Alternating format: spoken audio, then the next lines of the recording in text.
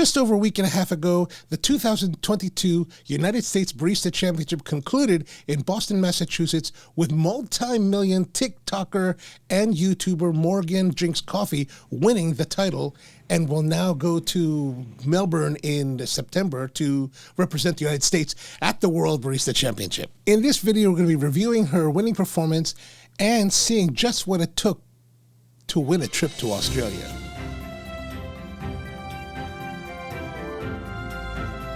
First things first, if you're new to coffee competitions, just what is a Barista Championship? The Barista Championship is an event where competitors come together and have 15 minutes to present 3 flights of coffee drinks, an espresso, milk beverage, and a signature drink of their own creation. These are presented to a total of 7 judges who then evaluate the presentation, performance, technical ability, and drink quality to an international standard. The winner of each national championship will represent their country at the World Barista Championship that's being held in September 2022 in Melbourne, Australia. The 7 judges are comprised of 2 technical judges who observe the technical ability, consistency, and mastery of the barista, 4 sensory judges who evaluate the drinks presented, and a head judge who oversees the entire group and ensures even, objective, and unbiased judging. Each of these judges has a score sheet appropriate to their oversight. For today's video, we're going to focus on the Sensory Scoresheets that make up about 82% of the overall total.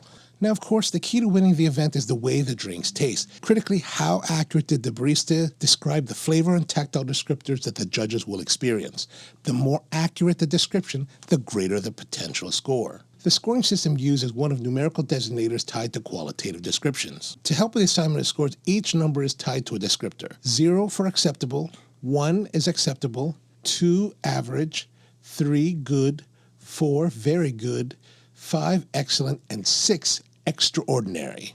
We train our judges to use these descriptors when evaluating the scoring categories. It is part of our lexicon and helps us when discussing scoring to assess whether or not the score given is reflective of the judge's experience. The Sensory Scoresheet is broken down into 6 parts. The first, introduction and coffee information, is for the judges to make notes about any details the barista is sharing about their coffee.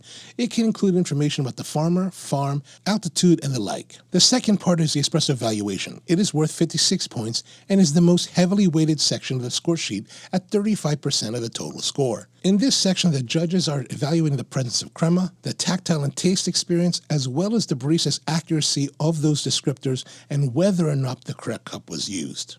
The third section for milk beverage evaluation is worth 31 points and evaluates the visual quality of the milk foam, the taste experience, accuracy of the flavor descriptions, and whether or not the cup was functional. Signature drink evaluation marks the 4th section on how well explained, introduced, and prepared, whether or not the drink was appealing and functional, did the drink have creativity and synergy with the coffee, then the taste experience as well as accuracy of flavor descriptors. In the 5th section, we get to the barista evaluation.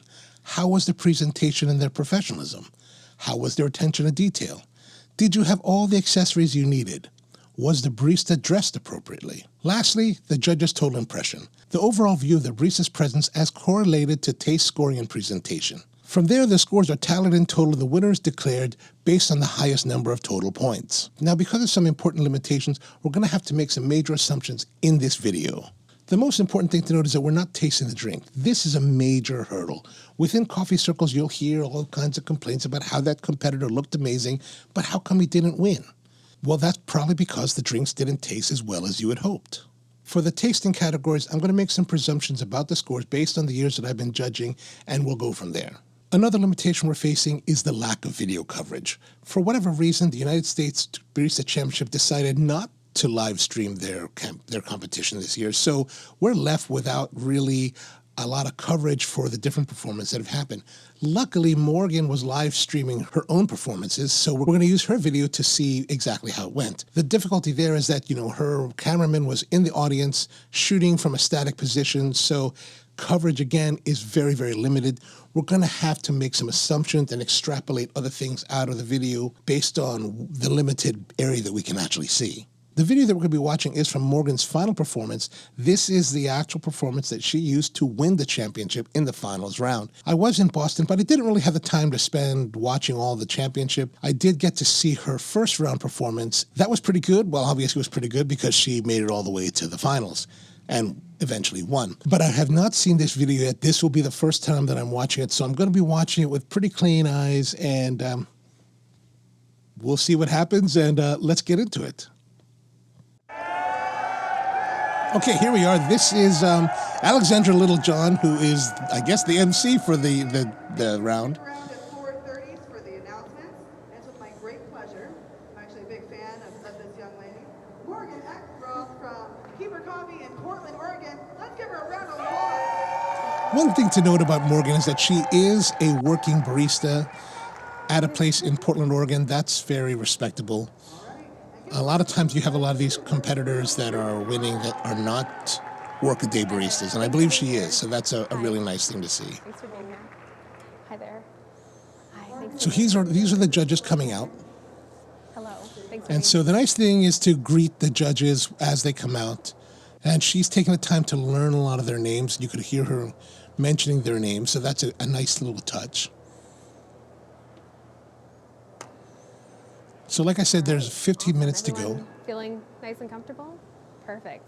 I'll take my music now. Thank you. Had a long day, so we'll just take a second to breathe.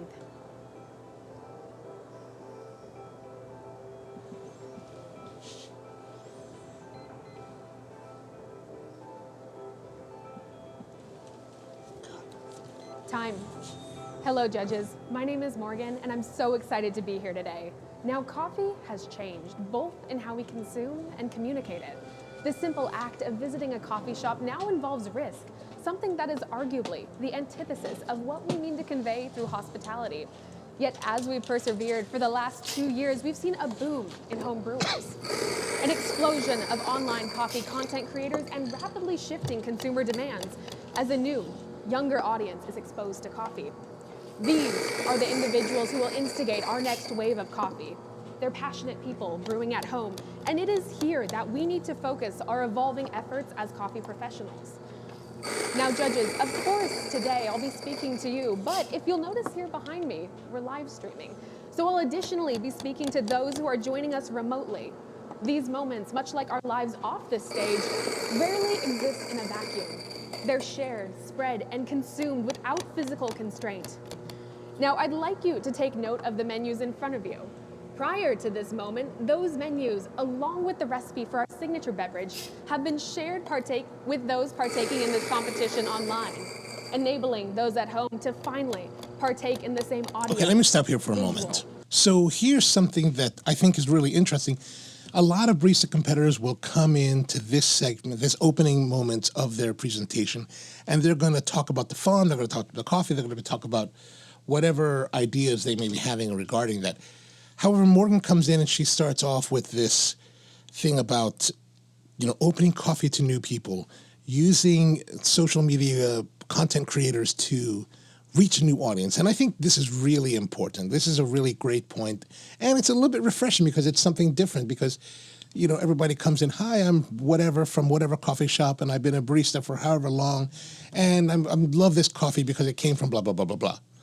I'm sure we'll get into that in a moment, but she starts off a little bit differently, which is a bit of a refreshing kind of twist. Like, she's not just a barista consumed by coffee. She has other things going on. And, with millions of followers on TikTok and, tens of thousands on YouTube, she's definitely bringing a whole new audience to at least the competitions, if not specialty coffee outright, which is a great thing. One of the things where I think that she's treading dangerously on is this whole discussion about the audience worldwide. The idea behind this is that you're serving drinks to the judges themselves, and your attention really needs to be on the judges and their experience.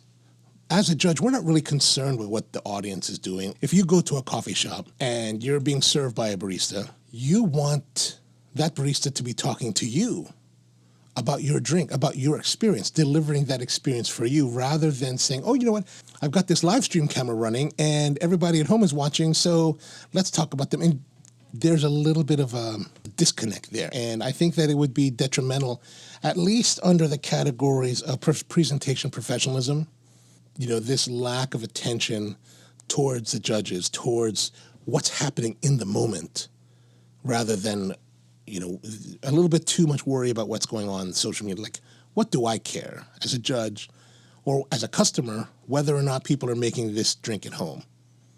Plus, the other side of it is that if you're making it at home, you don't have the coffee that she's using. You don't have her technique. You don't have any of the things the tools that she really has to make this beverage or any of the beverages. It's not really insightful into what the judges are actually tasting, right? I hope that makes sense. So let's continue on. Experience that we're about to have today. These moments on this stage where specialty coffee is celebrated deserve to be shared beyond the inherently limited audience that in-person events allow. And because the official status quo on live streaming has changed this year, we're going to circumvent that with a live stream of our own. Which we are very grateful for this video. Thanks, Morgan. Now, judges, in the meeting of milk and espresso, we find the familiar face of coffee, both as it exists online and at home. It's a starting point, a gateway that links passion to technical mastery. And the hands-on journey required to achieve such technical mastery is just as important for the home barista as the final product itself. Because through trial, error, and then finally, success, passion takes hold. It's in this shared passion that we draw together to savor a beverage that is so much more than the sum of its parts. Judges, today I am starting with a coffee called Eugenioides, one of the parents of Arabica. Produced in Colombia at Finca Inmaculada, this coffee is a natural process and does not follow the rules of Arabica. And so because of this, I am updosing in these 18-gram baskets with 20 grams in.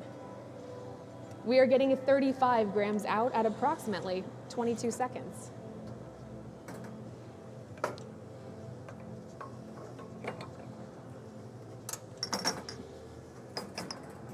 This coffee has a low acidity and complex sugar development that allows us to experience flavors that are familiar outside of the context of coffee.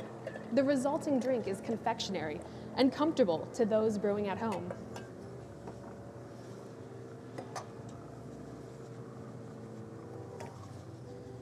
Now, judges, I will rejoin you shortly. And as I finish handing you your finished drink, I ask that you wait to taste. But please perform your visual evaluation. So since she's steaming the milk, looks like we're going to be having the milk beverage first.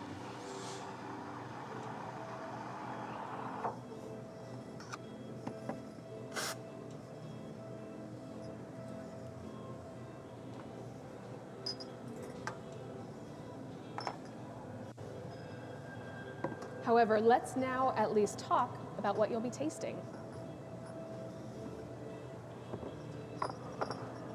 Now, in this drink, immediately, you will find the taste of cocoa. Then, yellow cake batter. Followed by a melted chocolate ice cream. And lastly, salted caramel.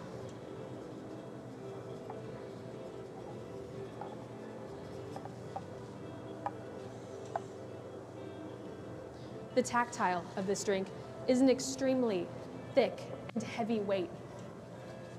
It is buttery and has a slick and creamy mouthfeel, and a long-lasting finish of cocoa that calls back to what you tasted at the beginning of each sip.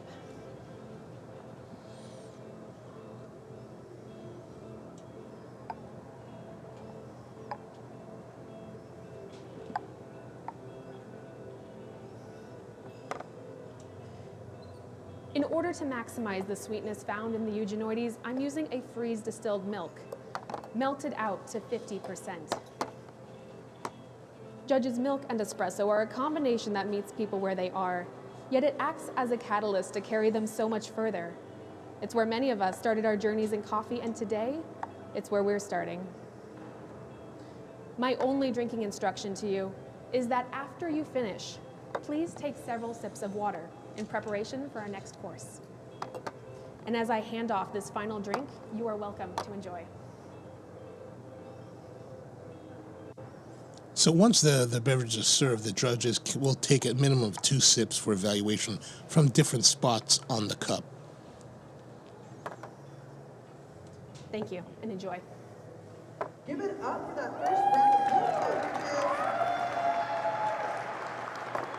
All right, let's have a look here what she talked about. So she talked about flavor notes of cocoa, yellow cake batter, a melted chocolate ice cream flavor, as well as salted caramel. Okay, interesting stuff, interesting stuff.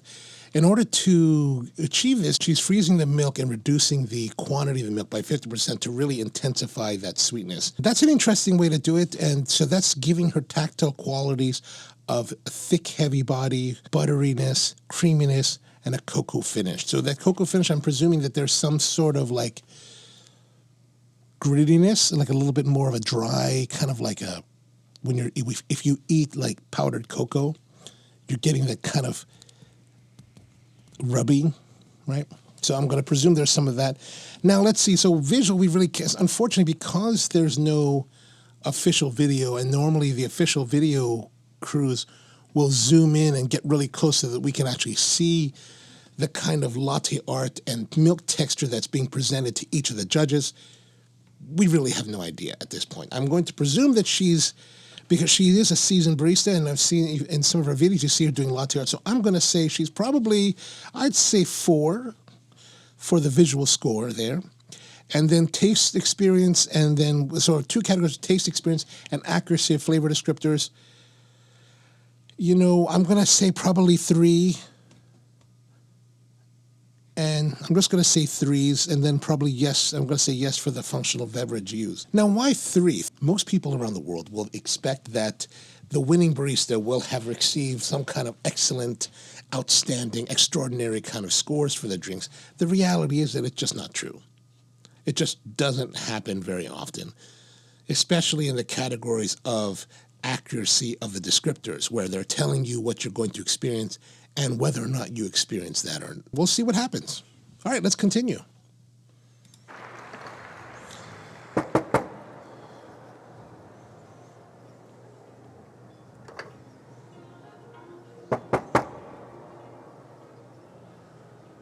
So you're seeing these 2 guys walking around her with the clipboards. Or this one guy that's kind of to the left and the one girl that's behind her. Those are the technical judges, and they're watching her technique for making the coffee. How much coffee is she wasting? Is she consistent in the way she's dosing and tamping? Things like that. And again, we're so far away from it, so it's really difficult to say, you know, how well she does. We move on today to chase new experiences and new flavors, just as those at home do. Passion demands more as it transforms what was once simply a component of a larger beverage into what we know as espresso. It now stands on its own to be deconstructed and understood. And it's in the understanding of espresso's complexities that there is camaraderie, because novice and expert come together, one to ask questions and the other to offer guidance until soon the line between the 2 blurs. Once this process was limited to shared moments across the bar, but that time has ended, because it's now through the internet, through digital media and videos, that we're able to step into the homes of those who will drive this industry forward. Now, in our own pursuit for new flavors, we come to this espresso course with a fresh coffee. This time, the Sudan Rume varietal. Produced in Colombia at the same farm as your previous course, this coffee is a natural process with an anaerobic fermentation. Once more, I ask that you wait to taste, but please perform your visual evaluation. We have begun today with 19 grams in, approximately 40 grams out at 20 seconds. Now, in these drinks, you will taste a floral rose, red grapefruit, a honey sweetness, but a diluted sweetness, like a honey simple syrup, then papaya, and finally a white peach, which is a floral stone fruit that has a subtle minerality. Now your tactile is going to be a medium weight. It has a round and slick mouthfeel and has a long-lasting finish of floral citrus oil. The cups in front of you have been chilled along with your spoons, and I ask that you stir front to back 10 times in order to fully incorporate your crema. And then judges, you may now enjoy. Give a round of applause for those. All right, so that was her espresso round. She's just serving it. And, you know, so what is it? This is a Sudan varietal, also from Inmaculada from Colombia. It's a natural anaerobic process, meaning that at some point in time, this natural, they're putting it into some kind of reduced oxygen environment. She also mentioned that she's using 19 in, 40 out. What that means is that baristas talk about how much quantity of coffee they're using in the basket, so 19 grams, and they're pulling a shot that's 40 grams out. This is very popular in barista world, home barista worlds, competition world. Everybody talks about it in competition. Everybody says it. Honestly, who cares? What does that matter? 19 and 40. I would like the WCE to start to evaluate that. If you say 19, then our technical judges should be judging you. We should be looking for that 19. We should be looking for that 40 delivery. You say 20 seconds, we should see that 20 seconds, right? I think we should be very tight on that. No one's checking it. You're giving us arbitrary numbers. I think that's, I think it's just superfluous information. Also, and one of the things that kind of strikes me is that she talks a lot about different things. There's like confectionery sweetness and things like that, but again, it's kind of superfluous. It's like extra stuff that you're just talking, but it's not really giving us any insight and detail into the experience that we're going to have with this coffee. Flavor-wise, she's talking about red grapefruit, honey sweetness, white peach. There's a minerality from the white peach. I think that's really interesting. Papaya. And then for tactile, medium weight, flowery citrus, interesting stuff she's talking about. Of course, again, we can't really, we can't taste it, but let's look at the categories. So crema, we're going to presume that she's doing really nice shots, getting good crema. So crema is present on all of her beverages. The taste experience, let's say she's getting it. We're going to give her a 3.5 here. Accuracy of flavor description, she's giving a lot of flavor descriptions. Again, most of the time, competitors don't really hit that very well. I mean, they're hitting it, they'll give it good. So let's say 3.5 for tactile experience, 3 for accuracy of tactile descriptors. I can only presume she's got the right cups. All right, good. Okay, let's continue and see how it goes.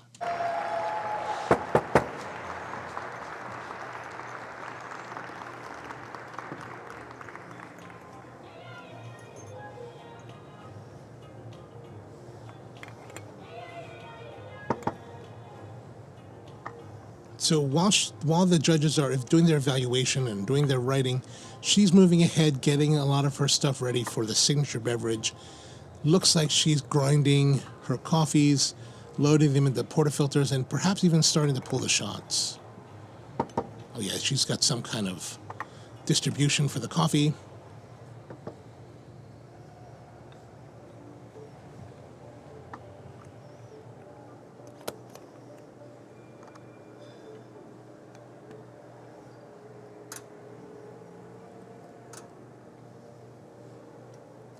Judges, we cannot continue to move forward as an industry if we aren't willing to look past the walls of our own construction.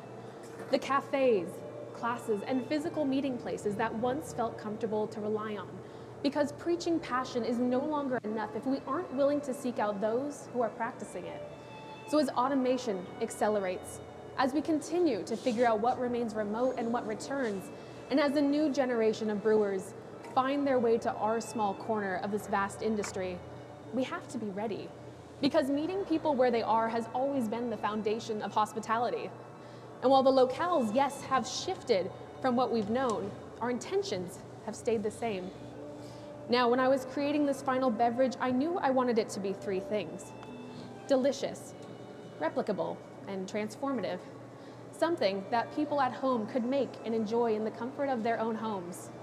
And I'm excited to tell you, judges, that due to sharing this drink's assembly via YouTube prior to this moment, there are people all over the world making the same drink that we're about to have. And while this drink's floral and overall tropical profile is possible with specific coffees mimicking those characteristics, it is optimized with the Sudan Rume, owing to that unique tropicality and florality that we previously experienced. So now we begin with something familiar. 4 shots of the Sudani Rume espresso, cold in the same recipe as our previous course. We begin our transformation with ingredients mimicking those characteristics. We have 30 grams of a mango puree. In combination with the espresso's stone fruit call, creates the flavor of orange creamsicle. Then we have 25 grams of a lime oleosaccharum, made using a 1-to-1 ratio of lime peel and cane sugar, aged and then filtered after 8 hours. 30 grams of orange blossom water, in combination with the espresso's florality, creates a steady note of rose water. We have 1 egg white for texture. And then finally, half a gram of saline solution in order to bring this mixture together harmoniously. I'm going to step aside for 1 moment in order to blend and then shake with ice to chill.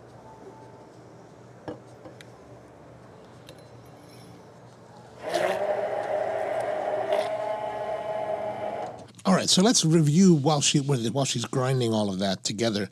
We're using the Sudani Rume, which is 4 shots of that, 30 grams of this mango puree, 25 grams of this lime oleosaccharum, 30 grams of the orange blossom water, 1 egg white she's using for texture, and then half a gram of a saline solution that she did not disclose the percentage of saline, percentage of saltiness to it.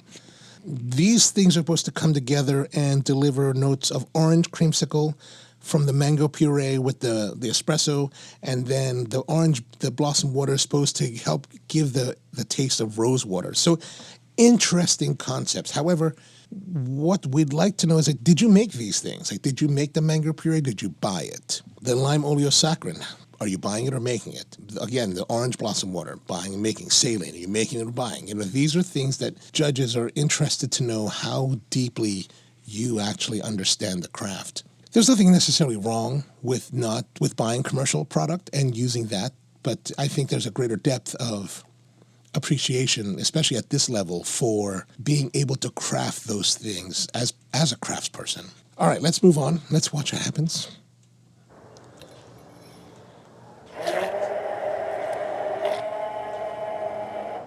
Judges, I'd like you to take these last moments to make any final notes you have on your score sheets, as well as note the QR codes at the bottom of each of your menus. Those link to the video that is posting of this drinks assembly. I'd also like to remind you to please take those menus with you when you leave the stage today. Now, here's something to keep in mind is that regardless of the existence of a QR code and a video that talks about the making of this drink, or the presence of printed material, we don't really take those into account. We'll use, let's say, the printed material. A lot of baristas will use printed material for their competition. The head judge will take a copy of that printed material to use as a reference guide. It does not stand in lieu of you actually verbally telling the judges about it. So if you have this methodology or ingredients that you're using, it's not enough to be like, okay, well, here's some of the things, and then here's my paper that says all the details. You must relate those details to the judges. So let's continue on.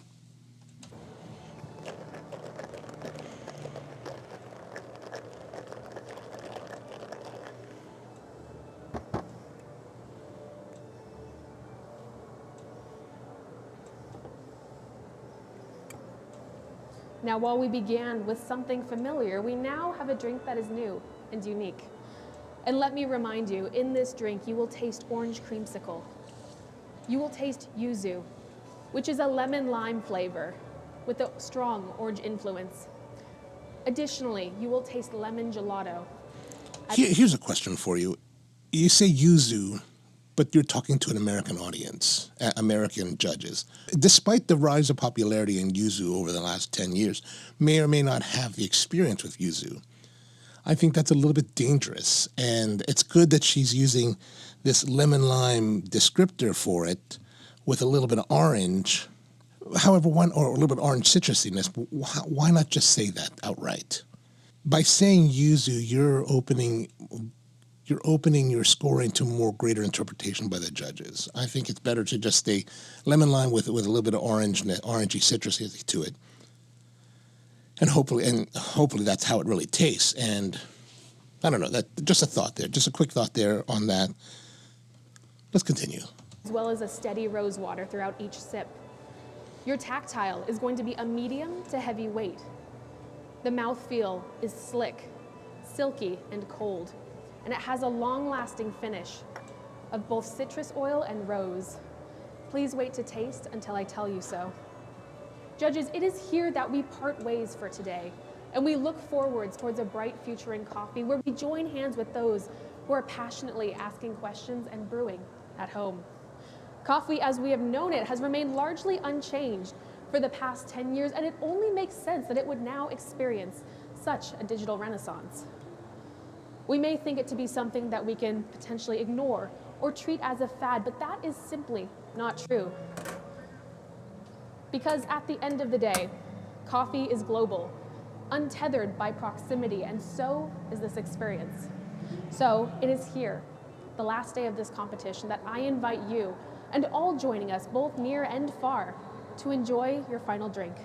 Please swirl, take in the aroma, and then sip at your leisure. Judges, it has been an absolute honor serving you.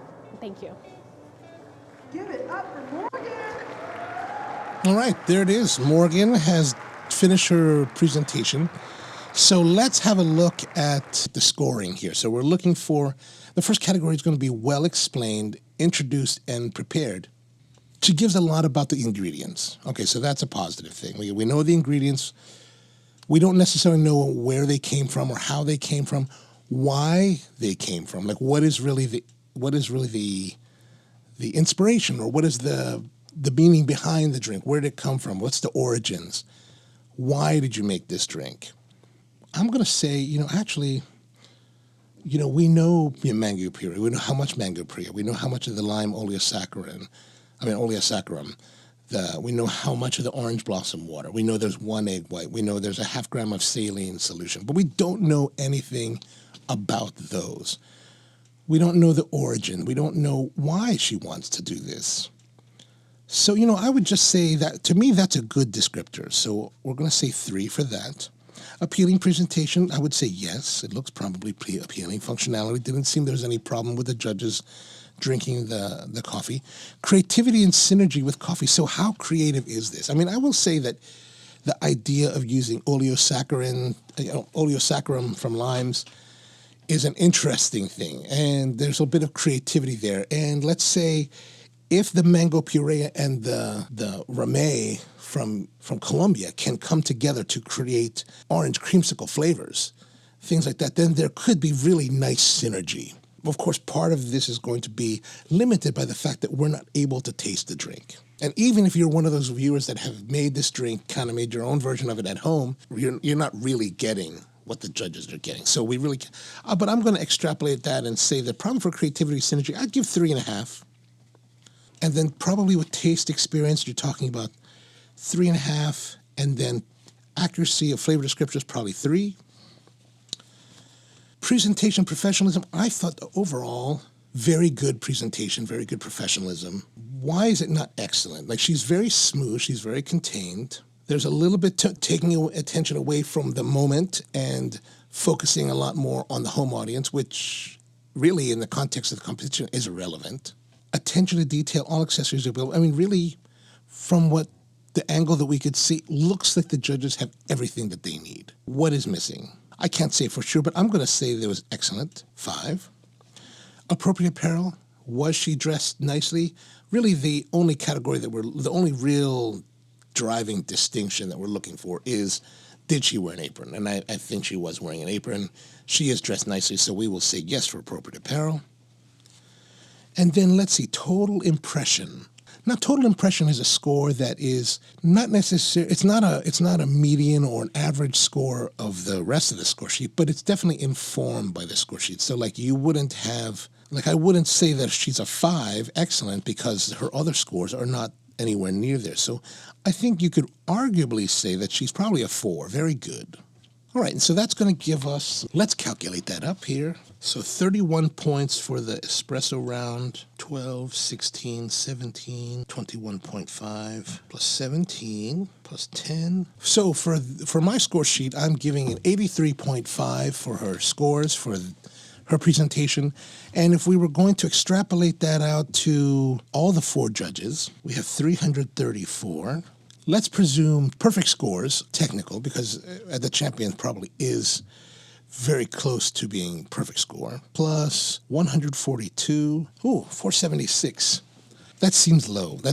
I mean, this is the United States Barista Championship. Typically, I think a lot of the barista champions will be in the 500 plus range, maybe the low 500s, maybe anywhere between 500 to 520. So it's very possible that her taste scores were much better than what I'm presuming here. Hopefully, the United States Barista Championship will release the score sheets and the scores and rankings of all the competitors so that we can actually see how well did she really do. Now, one thing to keep in mind is that I am coming at this from a perspective of an international judge. So my perspective is going to be a little bit different. Like, for example, with the idea of the yuzu descriptors, one of the things as you move to the world level, you want to use descriptors that hopefully your judges will understand. Different judges from different parts of the world may or may not understand certain things. Like, for example, American judges may not understand what lychee is, or even yuzu, whereas judges from Asia may not understand apple pie because of cultural differences, geographical distances, as well as food differences. So these are things that hopefully she'll take in mind as she prepares for the World Championships in September. If you got any questions about the competition or what we talked about here today, or criticisms or whatever you got, drop them in the comments below. Happy to hear them. Thanks to Morgan for letting me use her video from the live stream. I think she did a great job. She looked awesome out there, and I'm really happy that she won. Congratulations. What I think is really exciting about Morgan winning is that she's going to bring a whole new audience to what we do in coffee, which is really, really exciting and a wonderful thing that she's working out there to spread the word of quality coffee.